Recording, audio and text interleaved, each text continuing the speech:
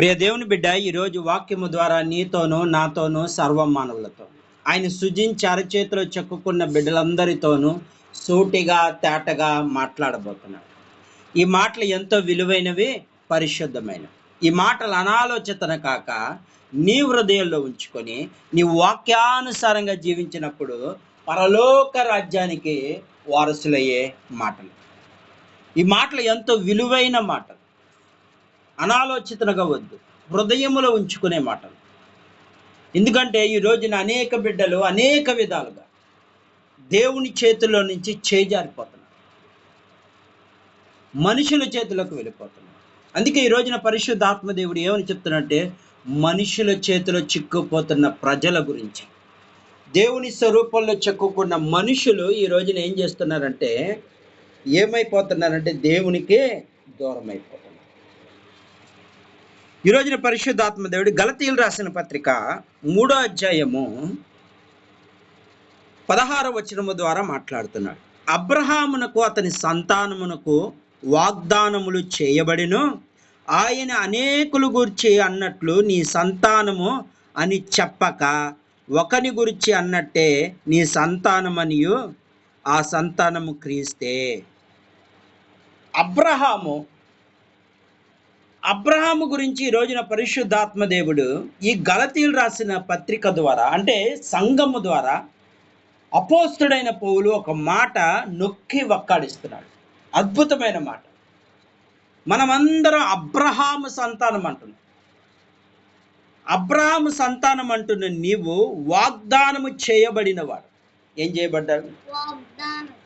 వాగ్దానము చేయబడిన సంతానం మనం. అంటే అబ్రహాము ఏ విధంగా అయితే దేవుని మాటకు లోబడ్డాడో, మొట్టమొదటిగా అబ్రహాము ఒక తెరాహు కుమారుడుగా ఉండి విగ్రహాలను పూజలు చేసుకుంటూ విగ్రహారాధన చేసుకుంటూ ఉండే అబ్రహాముని దేవుడు పిలిచాడు. పిలిచిన దేవుడు నమ్మదగిన దేవుడని నమ్మకముతో, విశ్వాసముతో తన తల్లిదండ్రులు, అన్నదమ్ములు, బంధువులు ఎవ్వరాపినా సరే, నా దేవుడు పిలుచుచున్న దేవుడు, ఆయన మాట్లాడే దేవుడు అని వెళ్ళిపోయాడు. తనతో పాటు తన భార్య కూడా వెళ్ళిపోయింది. అలాగే తనతో పాటు తన అన్న కొడుకు కూడా వెళ్ళాడు, ఆయన పేరు లోతు. అయితే ఇప్పుడు దేవుడు ఎందుకని ఇక్కడ అబ్రహాము గురించి అంటున్నాడంటే, అబ్రహాముకి ఎప్పుడైతే దేవుని మాట విన్నాడో దేవుడు అబ్రహాముని ఎక్కువగా ప్రేమించడం మొదలుపెట్టాడు. ఎలా ప్రేమించాడు? ఎక్కువగా ప్రేమించడం మొదలుపెట్టాడు. అబ్రహాముని ఎక్కువగా ప్రేమించడం మొదలుపెట్టాడు. దేవుని మాటలు తూచా తప్ప విని వదిలిపెడతలేదు అబ్రహాం. నేను కనానీయ ప్రదేశానికి, ఒక అద్భుతమైన పాలు తేనె ప్రదేశానికి నేను పంపబోతున్నాను అబ్రహాం అంటే, చాలామంది ఏమంటారంటే, అబ్రహాము నీకేమైనా పిచ్చా, ఎక్కడుంది ఆ ప్రదేశము, అనవసరంగా వెళ్తున్నావు అని చాలామంది వేధిండొచ్చు. అంటే అబ్రహామును ఆపడానికి కానీ ఒకటే ఆలోచన కలిగి ఉన్నాడు. ఏమన్నాడు? నా దేవుడు మాట్లాడే దేవుడు, ఆయన మాట్లాడుతున్నాడు, ఆయన ఖచ్చితంగా చేస్తాడు. ఎందుకు అబ్రహాం అంత కాన్ఫిడెన్స్గా ఉన్నాడు? దేవుడు పట్ల అంత నమ్మకం ఎందుకు కలిగి ఉన్నాడంటే, ఈ అబ్రహాము తెరాహు ఎవరంటే, తెరాహు సంబంధించిన వారిలో ఎవరంటే ఈ తెరాహు కుమారులు వీళ్ళందరూ వెనక్కి వస్తేసరికి నోవాహు కుమారులు. ఎవరు వీళ్ళు అంటే, నోవాహు ముని మనవడు ఈ తెరాహు అన్నవాడు. కనుక ఈ అబ్రహాము కూడా ఆ యొక్క నోవాహు యొక్క మాటలు విన్నాడు. అంటే దేవుడు నోవాహుతో నడిచెను అని వాక్యం ఉంది కదా. నోవాహు ఏం చేశాడు? 120 సంవత్సరాలు దేవుని మాట విని ఓడ కట్టించాడు.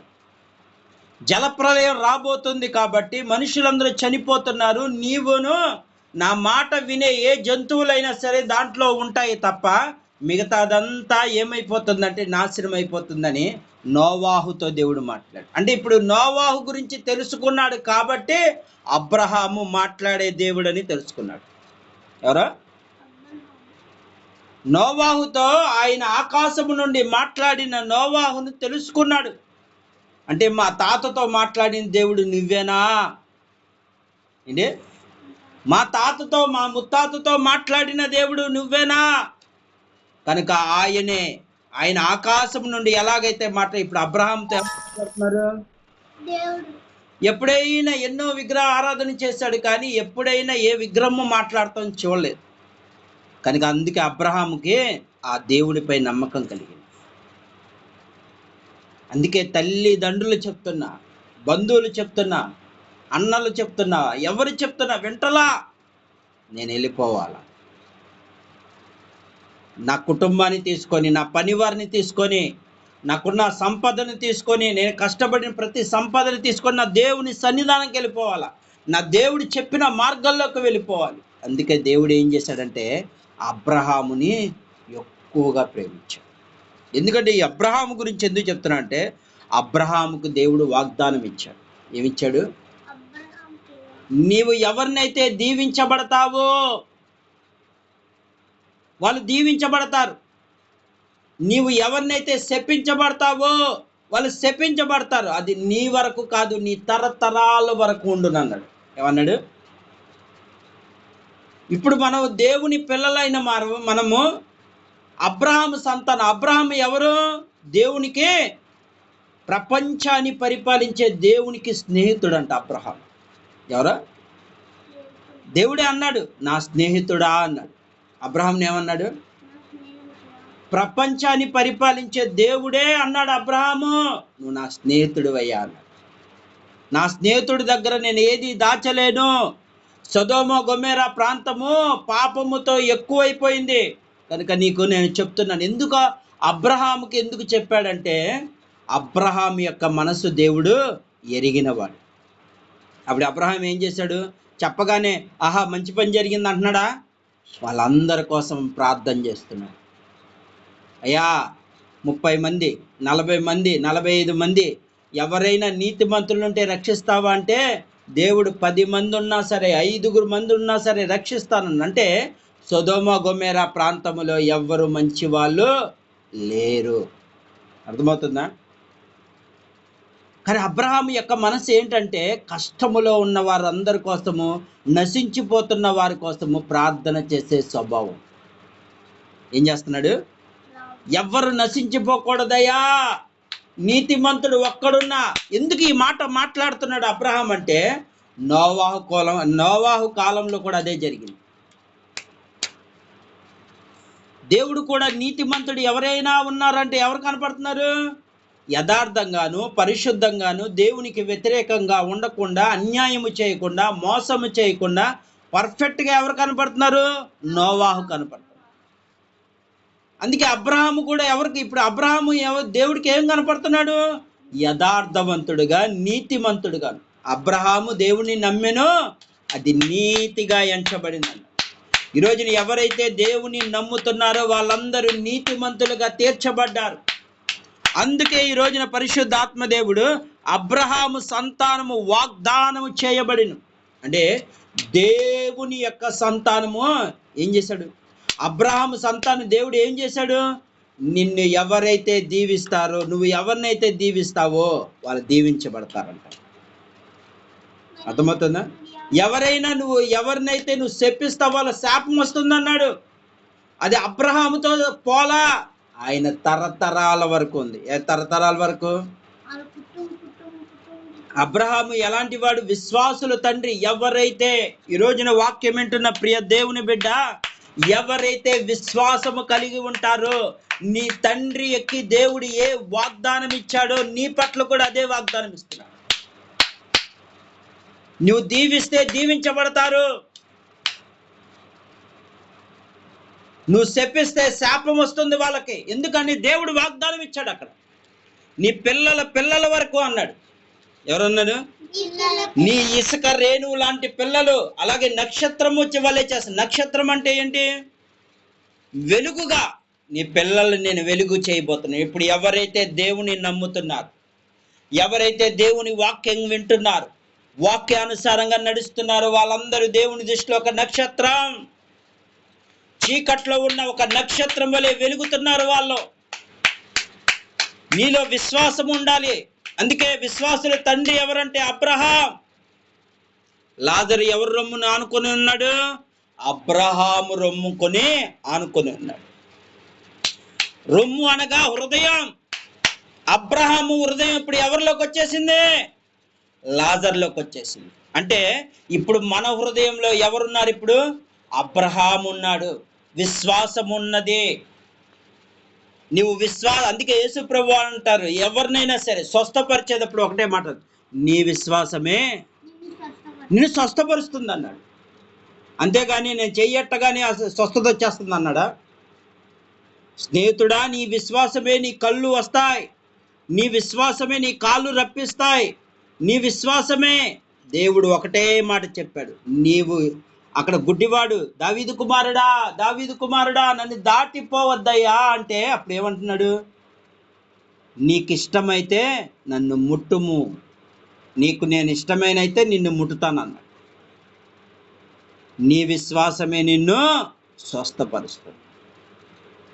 అంటే ఈ రోజున మనం ఏం చేయట్లేదంటే, దేవుని పిల్లలైన మనం, రక్షణ పొందుకున్న మనం, యేసు ప్రభు వారిని శరీరాన్ని రక్తము తీసుకుంటున్న మనం, మనలో విశ్వాసము లేదు ఈ రోజున. అందుకే వాళ్ళ మీద వీళ్ళ మీద ఆధారపడుతున్నావు. అందుకే పై వచనంలో, సహోదరులారా, మనుషులు ఈ రీతిగా మాట్లాడుచున్నారు, మనుషులు చేసిన ఒడంబడికను స్థిరమైన తర్వాత ఎవడును దాన్ని కొట్టివేయడు, దానిని మరి ఏమియో కలపడు. అంటే మనుషుల యొక్క మాటలు వింటున్నారు, కానీ మీరు దేవుని యందు విశ్వాసం లేదని ఈ గ్రంథము ద్వారా, గలతీయులు రాసిన పత్రిక 3వ అధ్యాయము 16వ వచనము ద్వారా దేవుడు సూటిగా చెప్పేశాడు. నువ్వెవరివి తెలుసా? అబ్రహాం సంతానము. నీలో విశ్వాసం ఎవరిలో అయితే దేవుని యందు విశ్వాసం ఉందో వాళ్ళందరూ అబ్రహాం సంతానము. అబ్రహాం యొక్క వారసులం మనం, అబ్రహాము యొక్క కుటుంబ వారసులం మనం. అందుకని దేవుడేమన్నా, నీలో విశ్వాసము లేదు కాబట్టి నువ్వు ఎవరవుతున్నావు? అవిశ్వాసులు అంటున్నాడు యేసు ప్రభు వారు. ఏమంటున్నారు? అవిశ్వాసముగా కాక విశ్వాసముతో నడువుడి అన్నాడు. ఈ రోజున మనం ఎంత ప్రార్థన చేసినా విశ్వాసం లేదు. ముందు దేవుడు ఖచ్చితంగా చేస్తాడంటే చేస్తాడంతే. ఎందుకు? దేవుడు వాగ్దానం ఇచ్చాడు. మనుషులైతే వాగ్దానం ఇస్తారు, మాట తప్పుతారు. కానీ దేవుడు వాగ్దానం ఇచ్చాడా? ఆయన తప్పే దేవుడు కాదు. ఆనాడు అబ్రహాముకు వాగ్దానం ఇచ్చిన దేవుడు ఈ రోజు కూడా నీతో స్థిరపరుస్తున్నాడు ఆ వాగ్దానాలు. ఈ రోజు కూడా ప్రతి ఒక్కరిలో విశ్వాసం ఉంటే నీ కుటుంబంలో నువ్వు జయించగల శక్తి నీకే ఇచ్చాడు. ఈ రోజున పరిశుద్ధాత్మ దేవుడు చెప్తున్నాడు, ప్రియ దేవుని బిడ్డ, నీలో విశ్వాసము కరువైపోయింది. విశ్వాసులు తండ్రి అయిన అబ్రహాము పోలికలు నీలో ఉన్నాయి. ఆ వాగ్దానము దేవుడు ఇచ్చాడు. ఇదిగో అబ్రహామా, నీ సంతానం ఇసుక రేణువలే చేసేస్తానన్నాడు. ఆ అబ్రహాము వాగ్దానం ఇచ్చింది దావీదుకు కూడా ఇచ్చాడు ఆ మాట. దావీదు, నీ కుమారులు కుమారులు కుమారులు అందరూ రాజుగానే ఉంటారు తప్ప ఏ మాత్రము బానిసత్వంలో ఉండరు అన్నారు. దావీదు చనిపోయిన తర్వాత తన కుమారులు మనవాళ్ళు అందరూ ఎక్కడున్నారు? దేవుని రాజ్యములోనే ఉన్నారు, రాజుగా ఉన్నారు. వాళ్ళు ఎక్కడ వాళ్ళు పడిపోయినా సరే, సొలొమోను తప్పు చేస్తే పడిపోతే ఆయన కుమారుడు రాజయ్యాడు, యరబాము రాజయ్యాడు, ఆహాబు రాజయ్యాడు. అంటే ఇక్కడ రాజుల పాలన జరుగుతూ ఉన్నాయి. ఎవరి ద్వారా? దేవుడు స్థిరపరిచిన మాట ద్వారా. దావీదుకు వాగ్దానం ఇచ్చి ఇంకెక్కడ ఎవరిని రాజుగా నియమించలేదు. వాళ్ళ కుటుంబంలోనే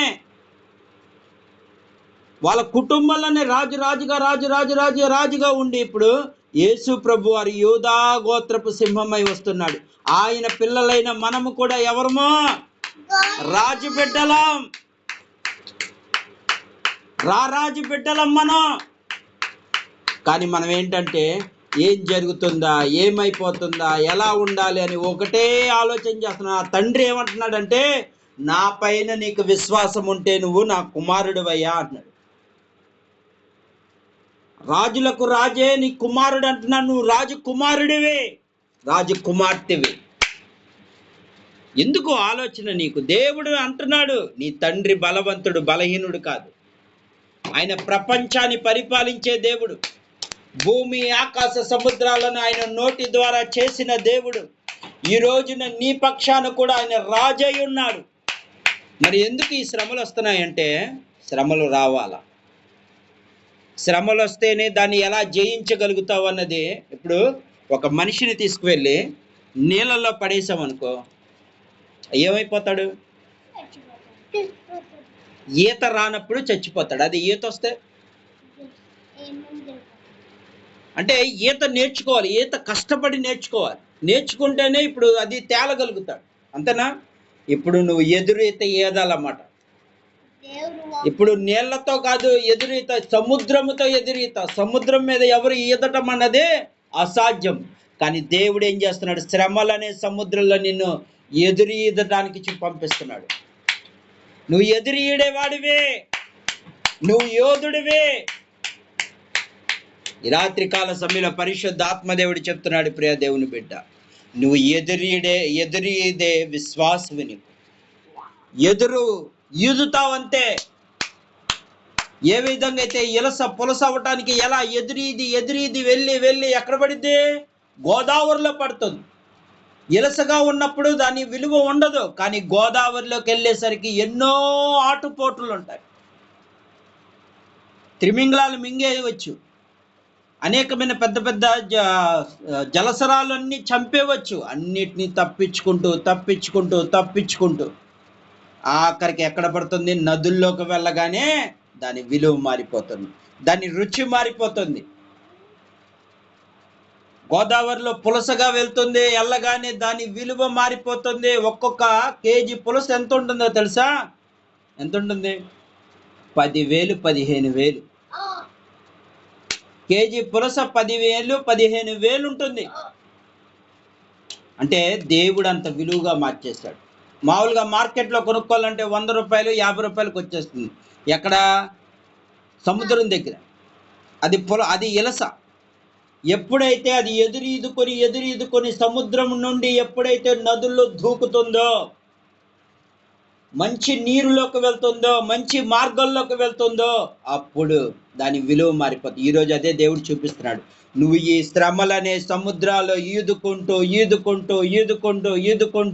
నువ్వు ఎప్పుడైతే ఆ యొక్క నదుల్లోకి వెళ్తావో, మంచి నీరులోకి వెళ్తావు, కలుషితమైన జీవితము నుండి మంచి వెలుగు కలిగిన జీవితము యేసయ్య మార్గంలో నువ్వు వెళ్తావో, ఇక నీ జీవితము విలువగా మార్చేస్తున్నాడు దేవుడు. ఈ రాత్రి కాల సమయంలో పరిశుద్ధాత్మ దేవుడు చెప్తున్నాడు, అబ్రహాముకు వాగ్దానం ఇచ్చిన దేవుడు ఈరోజు నీకు అదే వాగ్దానం. ఆనాడు స్థిరపరిచిన వాగ్దానం ఈ రోజు కూడా నెరవేరుతుంది. ఎవరికే? విశ్వాసముగా ఉన్న వారికే. అబ్రహాము ఏ విశ్వాసము చూపించాడో అదే విశ్వాసం నీలో ఉంటే, నా దేవుడు, ఎవరైనా నిన్ను అవమానం చేయొచ్చు. ఏంట్రా నువ్వు పద్దాగా దేవుని మందిరం అంటావు, ఎక్కడికి పడితే అక్కడికి రావు, దేవుడి సన్నిధానంలో ఉంటావు ఏంటి అని నిన్ను ఎగతాళి చేయొచ్చు. అబ్రహామును కూడా ఎగతాళి చేశారు. తల్లి అన్నే వద్దన్నాడు, మిగతా వాళ్ళే వద్దన్నారు. కానీ అబ్రహాం ఏం చేశాడో తెలుసా? వాళ్ళ మాట వినలా. ఆ మనుషుల మాట వినలేదు. లోతు విన్నాడు. లోతు పచ్చని ప్రదేశం ఏదైనా చూశాడు. అక్కడ ఏది కనబడుతుంది? సొదొమ గొమొర్రా పచ్చగా ఉంది. అప్పుడు ఇక్కడ ఏమంటున్నాడంటే అబ్రహాము, ఇదిగో మన మధ్య గొడవ వస్తుంది కదా, నేను కుడికి వెళ్తాను, నువ్వు ఎడమకెళ్ళు కుడికెళ్ళు అంటే లోతు ఏమన్నాడు తెలుసా? అదిగో అక్కడెక్కడో పచ్చగా కనబడుతుంది, ఆ ప్రాంతానికి నేను వెళ్తాను. వెళ్ళి ఏమైనా స్థిరంగా ఉన్నాడో లోతు? ఆ సొదొమ గొమొర్రా బహు భయంకరమైన పాపం, మనుషులు దోచుకోవటము, పాపము, వివాహాలు, భయంకరమైన వివాహాలు, చెప్పలేనంత భయంకరముగా ఆడవాళ్ళు మగవాళ్ళ వేషాలు వేయటం, మగవాళ్ళు ఆడవాళ్ళ వేషాలు ఇలా వేసుకోవటం. ఈరోజు నా కల్చర్ మొదలైపోయింది. అంటే ఏ కాలంలోకి వచ్చేసాం ఇప్పుడు మనం? సొదొమ గొమొర్రా కాలంలోకి వచ్చేసాం. దేవుని ఉగ్రత కాలంలోకి వచ్చేసాం మనం. ఆనాడు ఏ విధంగా అయితే సొదొమ గొమొర్రా దేవుని భయము లేకుండా ఇష్టానుసారంగా జీవిస్తున్నారో, ఈ రోజున అనేక మంది అదే స్థితిలో ఉన్నారు. సాతాను వాళ్ళ కనుగుడ్లు మూసేశాడు. అందుకే ప్రార్థన చేయట్లేదు వాళ్ళు. టీవీలకు, నాటికలకు, వాటికి వీటికి అతుక్కుపోతున్నారు. ఒక గంట ప్రార్థన చేయలేని మనసు ఏర్పడుతుంది. ఎందుకు తెలుసా? ఈ రోజున వాళ్ళ కళ్ళు కూడా మూసేశాడు. దేవునితో ప్రార్థన చేయకుండా వాళ్ళ హృదయాలు మూసేశాడు. కానీ దేవుడు ఏం చెప్తున్నాడు తెలుసా? ఈ రాత్రి మళ్ళీ మేలుకో అంటున్నాడు. నీ కళ్ళు మూసిన కళ్ళు తెరవడానికి నేను సిద్ధంగా ఉన్నా, మేలుకో. ఈ లోక ఆశలన్నీ నిన్ను నరకానికే తీసుకువెళ్తాయి. ఈ లోకములో ఉన్న ఆలోచనలన్నీ నిన్ను నరకానికే తీసుకువెళ్తాయి. కానీ ఈ లోక ఆశలను నువ్వు చంపేసుకున్నావు అనుకో, లోకములో ఉన్న తలంపులు చంపేసుకున్నావు అనుకో, పరలోక రాజ్యానికి వారసుడవు నీవే. నీలో దేవుని ఆత్మ బలముగా వాడబడతావు. అయ్యా నేను పడిపోతున్నానయ్యా, పడిపోతున్నాను. ఎందుకు పడుతున్నావు? నువ్వు బలహీనుడు కాదు కదా, ఎందుకు పడుతున్నావు? అయ్యా నేను దేవుడి నుండి జారిపోతున్నానయ్యా, జారిపోతున్నా. ఎక్కడికి జారిపోతున్నావు? నువ్వు అనుకుంటున్నావు, నీ భ్రమ. నీ కళ్ళు దేవుని వైపు తిరుగు. నువ్వు పడిపోతున్న సమయంలో వాక్యాన్ని పట్టుకొని ధ్యానించేయి, ప్రార్థన చేయి.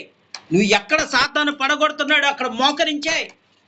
ఇదిగో ఈ అమ్మాయి వ్యసనంలో పడిపోతున్నావా, ఆ స్థలంలో వెళ్ళి మోకరించి ప్రార్థన చేయి, దేవుడు తప్పించేస్తాడు. ప్రార్థనకు మించిన శక్తి ఏదీ లేదు ఈ లోకంలో. ప్రార్థన, ఏలియా ప్రార్థన చేయగా ఏమైంది? కర్మేలు పర్వతంలో నుండి, ఆకాశము నుండి అగ్ని దిగబడింది. మోషే ప్రార్థన ఎర్ర సముద్రాన్ని 2 పాయలు చేసేసింది. యెహోషువ ప్రార్థన సూర్యుడు ఆపి గిబ్యోన్లో సూర్యుడిని ఆపేశాడు. అంటే వాళ్ళకే చేస్తున్న దేవుడు నీకు చేయలేడా? నీకు చేయగలడు. నీలో విశ్వాసం లేదు. అంటే వాళ్ళందరూ అబ్రహాం సంతానము కాదా? ఇస్సాకు, యాకోబు వీళ్ళందరూ అబ్రహాం సంతానం కాదా? యోసేపు అబ్రహాం సంతానం కాదా? అందుకే ఇక్కడ కింద వచనంలో కూడా ఉంటుంది, ఆ సంతానము క్రీస్తే. అబ్రహాం సంతానం ఎవరిదంటే యేసు ప్రభువారే. క్రీస్తు అనగా అభిషేకితులు మీరు. యేసు క్రీస్తు అనగండి. యేసు అంటే రక్షకుడు, క్రీస్తు అనగా అభిషేకితుడు. నువ్వు అభిషేకించబడిన వాడవు. నువ్వు దేవుని ఎవరైతే విశ్వాసము కలిగి ఉన్నారో, దేవుని మార్గములో ఉన్నారో, వారందరూ అభిషేకించబడిన వారు. వారు ఏం చేస్తారంటే, మార్కు సువార్త వెళ్దాం. మార్కు సువార్త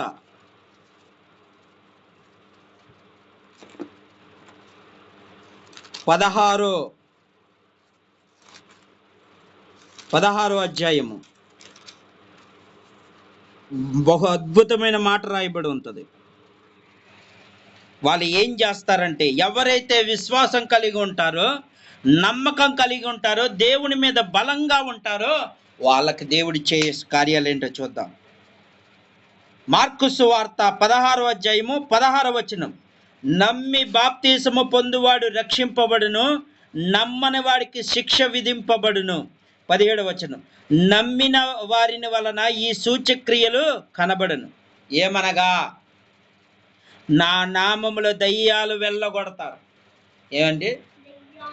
దేవుడి నామంలో దయ్యాలు వెళ్ళగొడతారు. ఎవరు?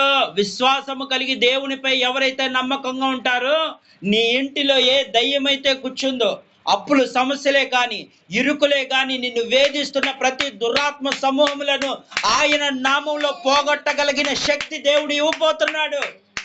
ఇంకేమిపోతున్నాడు చూద్దాం. కొత్త భాషలు మాట్లాడుదురు. అంటే దేవదూతల భాషలు మాట్లాడతారు వాళ్ళు. ఇంకేం చేస్తారు? పాములు ఎత్తుపట్టుకొందురు, మరణకరమైనను తాగినది హాని చేయదు. ఏం చేయదు? మరణకరమైన అంటే విషమైన ఏదైనా సరే నీకు పెట్టినా సరే, దేవుని నామములో ప్రార్థన చేయగా అది ఎంత ఏమైపోతుంది? తొలగిపోతుంది. అయితే దీనికి ఒక సాక్ష్యం నేనే. ఒక రోజున నేను అత్తిలి ప్రాంతంలో వృధాలపాలెంలో మాకు మాయ ఉన్నాడు అన్నమాట. మా అమ్మల అన్నయ్య. ఆయనకి ఏం జరిగిందంటే, పాము కాటు వేసింది. అది ఏం పాము అనుకున్నాం? అది ఏం పాము అని కూడా అడిగాం మేము. మా మాయ వచ్చి మంచం మీద పడుకొని, అనిలు ఇది పాము కాటేసింది. ఏం పాము అయ్యా, ఏంటిది అంటే, జరిగొడ్డ ఏంటి కాదు, పడగ విప్పి ఉందంటే త్రాసుపాము అని. అంటే త్రాసుపాము కరిస్తే మ్యాక్సిమము ఆ ఊర్లో ఎవరైనా చనిపోతారు. ఏంటి, ఆ ఊర్లో ఎవరైనా చనిపోతారు. ఎందుకంటే దూరం, హాస్పిటల్ అన్నీ వెళ్ళాలంటే చాలా దూరం వెళ్ళాలి. అందుకని ఆ ప్రాంతాల్లో వాళ్ళు అలా పడుకునేసరికి వీళ్ళందరూ భయపడుతున్నారు. నాకేం తెలియట్లేదు, అంటే నాకు అంత అవగాహన లేదు, కానీ అంతరాత్మలో ప్రార్థన చేయని దేవుడు అన్నాడు. అయ్యా ఆయనేమో హాస్పిటల్ తీసుకెళ్లాలని, వీళ్ళందరూ ఇలా హడావిడి, పాము గరిసిందంట అని వీళ్ళు వీధి అల్లరి చేసేసుకుంటున్నారు, అంటే హడావిడి చేసుకుంటున్నారు. కానీ నేనేం చేయాలి ఇప్పుడు? పదమాయి హాస్పిటల్ తీసుకెళ్తానంటే వద్దొద్దు, ఆయనంతటా ఆయన నువ్వు ప్రార్థన చేయాలి. ఏమన్నాడు? ఆయనంతటా ఆయనే, నువ్వు కూడా ప్రార్థన చేయి ఒకసారి అన్నాడు. అంతే. సరే మా ప్రార్థన చేస్తున్నాను, నీకు ప్రార్థన చేస్తున్నాను అని నేను ఆయన చెయ్యి ఎక్కడైతే కరిసిందో 2 ఘాట్లు ఉంటాయి కదా, ఆ ప్రాంతంలో చేయేసి ప్రార్థన చేశాను. దేవా నువ్వే సహాయం చేయని కన్నీటితో ప్రార్థన చేయగా ఆ విషయం ఆయనను ఏమీ చేయలేదు. అర్థమవుతుందా? ఆ విషయం ఆయన చంపలేదు. ఆశ్చర్యం దేవునికి. అందుకే నేను చెప్పాను, మాయా దేవుడు నీ పట్ల ఇంత అద్భుతం చేశాడు కాబట్టి నువ్వు మందిరంలో సాక్ష్యం చెప్పు అన్నాను. ఏమన్నాను? నీ సాక్ష్యాన్ని బట్టి అనేకులు మారుతారు, సాక్ష్యం చెప్పమంటే ఆయన చెప్పలా. చాలా బాధేసింది. కానీ దేవుడు చేశాడు కార్యం. దేవుడు చేసిన కార్యాన్ని నువ్వు దాచిపెట్టుకోవద్దు. ఈ రోజున ఆయన లేడు. ఏమీ లేదు. ఈ రోజున ఆయన భూమి మీద లేదు. సాక్ష్యం చెప్పలా. ఎన్నోసార్లు చెప్పాను, మాయా సాక్ష్యం చెప్పు, దేవుడు ఇంత అద్భుతం చేశాడు. అసలు హాస్పిటల్కి వెళ్తే మనిషి బ్రతకడు. తాస్పం అంటే మామూలు కాదు, అది కరిసిందంటే ఆ ప్రాంతంలో చాలా ఇది ఉంటుంది. మాయ వద్దు మా చెప్పు మాయ అని ఎన్నోసార్లు బ్రతిమలాడు. కానీ ఈ రోజున ఆయన చాలా కాలం బ్రతికాడు, కానీ సాక్ష్యం చెప్పలేకపోయాడు. దేవుడి చేసిన మేలును దాచిపెట్టద్దు, పంచు. నీ బట్టి ఇంకోళ్ళు రక్షించబడతారు. నీలాంటి సమస్య ఇంకోళ్ళకి వస్తే ఆ సమస్య నుండి దేవుడు తప్పించాలని దేవుడు నీ పట్ల కార్యం చేస్తే నువ్వు దాచిపెట్టద్దు. ఈ రాత్రికాల సమయంలో పరిశుద్ధాత్మ దేవుడు అదే చెప్తున్నాడు. ఏమంటున్నాడు? మార్క్సు వార్త 16వ అధ్యాయము, మరణకరణమైన తాగినది వారికి హాని చేయదు, రోగుల మీద చేతులుంచినప్పుడు వారు స్వస్థత నొందుదురు వారితో చెప్పు. అంటే ఎవరైనా రోగముతో ఉన్నారు, అది నీ తల్లి కానీ, నీ తండ్రి కానీ, నీ అన్నదమ్ములు కానీ, బంధువులే కానీ, స్నేహితులే కానీ, ఎవరైనా రోగముతో బాధపడుతూ ఉంటే వారిపై నువ్వు చెయ్యి వేసి ప్రభు రక్తాన్ని రాసి, అంటే ప్రేరాలు రాసి నువ్వు ప్రార్థన చేస్తే నీ విశ్వాసమే వాళ్ళని స్వస్థపరిచేస్తుంది. దేవుడు చేస్తాడు, అంతే. ఆయన చెప్పాడు, వాగ్దానం ఇచ్చాడు. ఈ రాత్రి కాలం నువ్వు అబ్రహాము సంతానం అయితే క్రీస్తు నీలో ఉన్నాడు. క్రీస్తు అంటే అభిషేకితం, నీలో అభిషేకం ఉంది. ఈ రాత్రి కాల సమయంలో పరిశుద్ధాత్మ దేవుడు చెప్తే నీలో అభిషేకం. నిర్లక్ష్యం చేయొద్దు ప్రియ దేవుని బిడ్డ, నిర్లక్ష్యము చేయొద్దు. నీకున్న బలము నీకు తెలియదు, అదే చెప్తున్నాను. ప్రతి ఒక్కరికి ఇదే చెప్తాను. నీ బలము నీకు తెలియదు, నీ శక్తి నీకు తెలియదు. సాతాను నీ కళ్ళు గుడ్డు మూసేశాడు, నీ చేతులు కట్టేశాడు, నీ మోకాలు వంచనివ్వట్లేదు. నీ బలము నీకు తెలియదు. దేవుడి స్వరూపంలో చెక్కుకున్న బిడ్డల యొక్క బలము దేవుడికి తెలుసు, సాతానికి తెలుసు, ఎవరికి తెలియట్లా. నువ్వు ప్రార్థన చేస్తే నీ ఇంటి సమస్యలన్నిటి సాతాను ఏమీ చేయలేడు. ఎందుకు తెలుసా? నీ విశ్వాసం బలంగా ఉండాలి. ఈరోజు నీ విశ్వాసం బలంగా లేదు కాబట్టే కృంగిపోతున్నావు. అందుకే దేవుడు ఒకే మాట అంటాడు, కృంగినవాడు చేత కాని వాడితో సమానం. ఈ రాత్రి కాలం సమయం నువ్వు కృంగడానికి వీల్లేదు. నీలో ఉన్న దేవుడు లోకములో ఉన్నవాడి కంటే నీలో ఉన్న దేవుడు గొప్పవాడు. ఆయన పైకి లేవనెత్తాలను ఈ రాత్రి కాల సమయంలో పరిశుద్ధాత్మ దేవుడు చెప్తున్నాడు. అయ్యా, యూట్యూబ్లో వాక్యం వింటున్న ప్రియ దేవుని బిడ్డ, నీ శక్తి నీకు తెలియదు. అబ్రహాముకి దేవుడు ఏ విధంగా అయితే వాగ్దానం ఇచ్చాడో ఆ వాగ్దానం నీ పట్ల కూడా, నీ బిడ్డల పట్ల కూడా, నీ కుటుంబం పట్ల కూడా ఆయన స్థిరపరిచాడు. కానీ నీ విశ్వాసమే నువ్వు కోల్పోతున్నావు. నీ విశ్వాసాన్ని బలపరుచుకో. దేవుని పైన అమితమైన విశ్వాసమని నువ్వు బలపరుస్తుంది. ఈ రాత్రి నువ్వు ఎవరెవరైతే ఈ యూట్యూబ్లో వాక్యం వింటున్నారో వాళ్ళందరి విశ్వాసము దేవుని నామంలో బలమవును గాక. దేవుని శక్తి వాళ్ళపై దిగి వచ్చును గాక. ఈ రాత్రి కాల సమయంలో వారి కుటుంబ సమస్యలు వీరే ఎదిరించును గాక. సమస్తము యేసు నామములో అడిగి పొందుకున్నాము తండ్రి. ఆమేన్.